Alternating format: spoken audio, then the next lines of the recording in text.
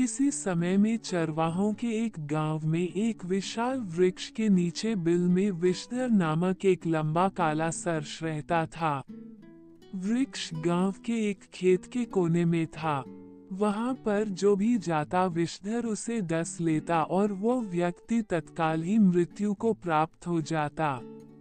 सर्ष के डर के कारण लोगों ने उधर जाना ही छोड़ दिया। गांव के चरवाहे लड़के जब अपनी गायों को जंगल चराने जाते तो रास्ते में वही खेत पड़ता। चरवाहे लड़के इस बात का बहुत ध्यान रखते कि वे सदैव पगडंडी पर चलें और भूल कर भी उस वृक्ष के निकट न जाएं। मगर इतनी सावधानी बरतने पर भी कोई न कोई उधर चला ही जाता और काल का ग्रास बन जाता। एक दिन संध्या के समय गांव में एक सन्यासी आए। वे उसी पगडंडी से गुजर रहे थे जिससे चरवाहे गुजरते थे। संयोगवश चरवाहे लड़के जंगल से वापस लौट रहे थे। इधर सन्यासी किसी शांत स्थल की खोज में थे जहां पर बैठकर वे ईश्वर का ध्यान कर सके। तभी उनकी नजर उसी विशाल वृक्ष पर गई जहां विषधर सर्प रहता था। सन्यासी ने चरवाहे लड़कों से पूछा, लड़कों ये खेत किसका है? मुझे उस वृक्ष के नीचे ध्यान लगाना है। खेत मालिक नाराज तो नहीं होगा? खेत मालिक तो कुछ नहीं कहेगा बाबा। एक लड़के ने कहा, मगर आप वहां मत जाना, वहां विषधर नाम का एक लंबा काला नाग रहता है। वह अत्यधिक क्रोधी है। यदि आप वहां गए तो वह डस लेगा। ओह, ये बात है। चलो कोई बात नहीं, मैं वहां जाकर ध्यान लगा लूंगा। कहकर सन्यासी उस विशाल वृक्ष की ओर चल दिए। चलो चलो, यह बाबा अब बचेंगे नहीं।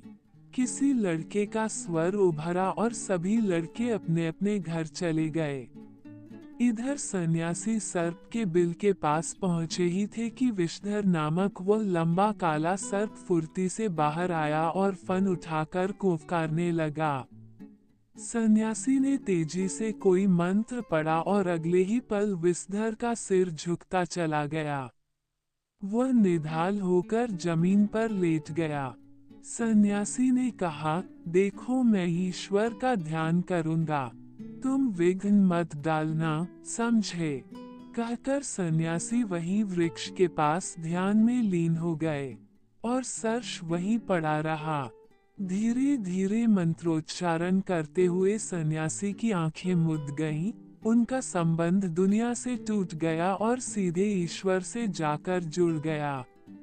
और कई घंटे बाद जब सन्यासी की आंखें खुली तो उन्होंने देखा कि विषधर उसी तरह निढाल सा जमीन पर पड़ा है। उन्होंने मुस्कुराकर सर्ष से पूछा, तुम अभी यहीं हो? जी महाराज, सर्प ने जवाब दिया। तुम सुधर क्यों नहीं जाते? तुम जानते हो कि तुम्हारे जहरीले डस से लोगों की मृत्यु हो जाती है।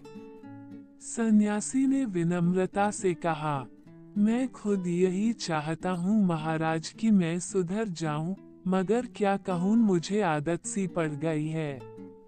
विषधर बोला, मैं तुम्हें एक ऐसा मंत्र दूंगा जिसके जाप से तुम्हारा स्वभाव नम्र हो जाएगा। ठीक है महाराज। फिर सन्यासी ने सर्प को एक मंत्र सिखा दिया और कहा, मैं 1 वर्ष पश्चात फिर आऊंगा, इस मंत्र का जाप मत छोड़ना। कहकर सन्यासी वापस चले गए। जब वे वापस लौट रहे थे तो रास्ते में उन्हें चरवाहे लड़के मिले। उन्होंने सन्यासी को जीवित देखकर पूछा, महाराज, उस नाग ने आपको कुछ नहीं कहा? चरवाहे लड़के आश्चर्यचकित सन्यासी को तके जा रहे थे। नहीं, उसने मुझे कुछ नहीं कहा, और हाँ, अब वो एक अच्छा सर्प बन गया है, अब वो किसी को कुछ नहीं कहेगा। कहकर सन्यासी आगे बढ़ गए। मगर चरवाहे लड़के ये सुनकर जड़वत से रह गए थे। उन्हें विश्वास नहीं आ रहा था कि जो कुछ सन्यासी कह रहे हैं वह सब सच है। मगर सन्यासी को जीवित देखकर उन्हें विश्वास भी करना पड़ा। फिर जल्द ही यह बात सारे गांव में जंगल की आग की तरह फैल गई कि वृक्ष वाला सर्प नम्र स्वभाव का हो गया है। असल में हुआ ये था कि एक चरवाहा लड़का भूल से वृक्ष वाले सर्प के सामने पड़ गया। वह सर्प के इतना नजदीक था कि यदि सर्प चाहता तो एक ही झटके में उसे समाप्त कर सकता था, मगर उसने लड़के को कुछ भी नहीं कहा और वापस अपने बिल में चला गया। ये सब कुछ बहुत से लोगों ने अपनी आंखों से देखा और इस पर विश्वास किया। फिर जैसे जैसे समय बीतता गया, गांव वालों ने देखा कि सर्प बहुत नम्र स्वभाव का होता जा रहा है। धीरे धीरे गांव वाले उसका डर भूल गए। अब वो किसी को भी नहीं काटता था। सर्प भी आराम से अपना जीवन यापन करने। अब वो घास फल फूल आदि खाकर पेट भरता था, पूरी तरह त्याग दिया था।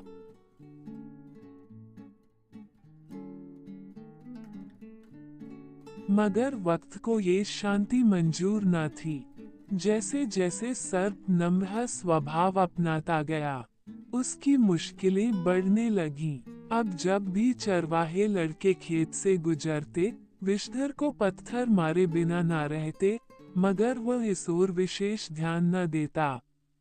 कभी कोई पत्थर उड़ता हुआ उसकी पीठ या शरीर के किसी हिस्से से आकर टकराता और वहां से खून बहने लगता, मगर सन्यासी द्वारा दिए गए मंत्र के प्रभाव से उसका हृदय इतना कोमल और सहनशील हो गया था कि वह किसी को कुछ ना कहता और ना कभी क्रोधित होता।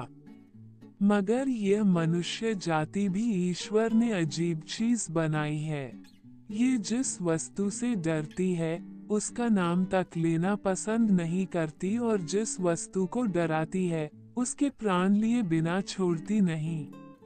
इस जाति के सामने यदि कोई शक्तिशाली, ताकतवर और दबंग है तो यह उसके सामने घुटने तक टिका देती है, लेकिन यदि इसके सामने कोई अच्छा और नर्म स्वभाव बनना चाहे तो यह उस पर जुल्म करती है और उसे वापस उसी स्वभाव को अपनाने पर उतारू करती है जिसे वह छोड़ना चाहता है। मगर जो स्वभाव के हठीले व दृढ़ होते हैं, वे मरते दम तक वापस नहीं लौटते, और सन्यासी के मंत्र ने विषधर के मन को हठीला और दृढ़ बना दिया था। एक दिन संध्या के समय चरवाहे लड़के जंगल से लौट रहे थे कि उनकी नजर विषधर पर पड़ी। उन्होंने विषधर को पत्थर मारने शुरू कर दिए। विषधर पिटता रहा मगर कुछ बोला नहीं। तभी एक लड़के ने ये सोचकर कि विषधर कुछ कहेगा तो है नहीं, उसकी पूंछ पकड़ ली और हवा में घुमाने लगा। दूसरे लड़के ये देखकर खिलखिला पड़े, साथ ही वे उस लड़के का साहस भी बढ़ा रहे थे। कुछ देर तक विषधर को घुमाने के बाद लड़के ने विषधर की पूंछ छोड़ दी। विषधर हवा में तैरता हुआ एक पत्थर से जा टकराया और वहीं अधमरा सा हो गया। चरवाहे लड़के हंसते खिलखिलाते वापस लौट गए। इधर विषधर को कुछ होश आया तो वह धीरे धीरे रेंगता हुआ अपने बिल में आ गया और सो गया। उसके बाद किसी ने भी विषधर को बिल से बाहर आते जाते नहीं देखा। 1 वर्ष पश्चात वही सन्यासी वहां आए। वे विषधर के बिल के पास पहुंचे और विषधर को आवाज लगाई, विषधर देखो मैं आया हूँ। मगर यह क्या? सन्यासी के कई बार आवाज लगाने पर भी सर्प बाहर न आया। तब सन्यासी ने अपने तपोबल से सर्प की स्थिति जानना चाहिए और ये देखते ही वे उदास हो गए कि विषधर अपने बिल में मृत पड़ा है। उन्होंने तपोबल से उसकी मृत्यु का कारण जान लिया।